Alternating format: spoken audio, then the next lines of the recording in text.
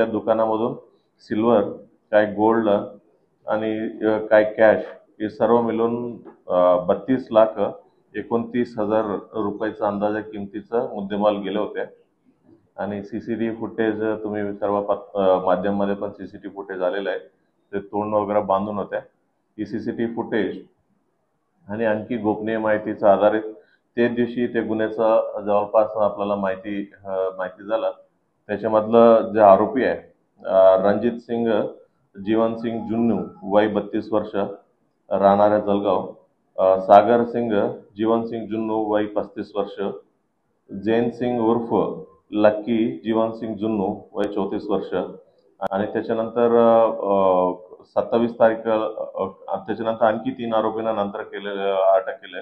राम उर्फ सोनू भगवान सरवन वय 29 वर्ष, रितेश संतोष आसेरी वय 44 वर्ष, दीपक भक्तराज गोयर वय 34 वर्ष असं 6 लोकांना अटक केलेलं आहे। आणि आतापर्यंत या आरोपींकडनं 4,67,000 रुपये किमतीचं मुद्देमाल आतापर्यंत जप्त करण्यात आलेलं आहे। त्याच्यामध्ये चांदीचं, सोन्याचं सर्व प्रकारचं आहे।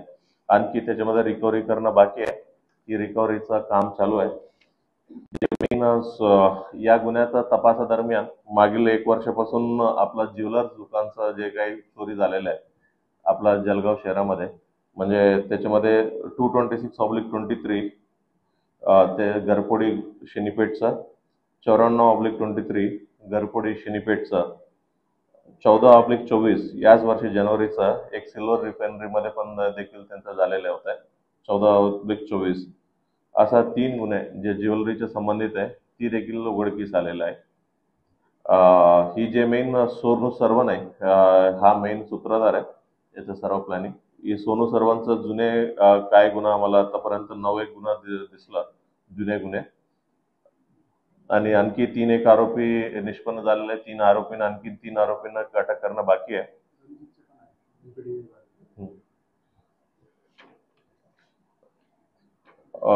जे आरोपींमध्ये काही लोकांचं जुने हिस्ट्री आहे त्याच्यामध्ये मोकाचा त्याच्यावरती आम्ही चालू आहे।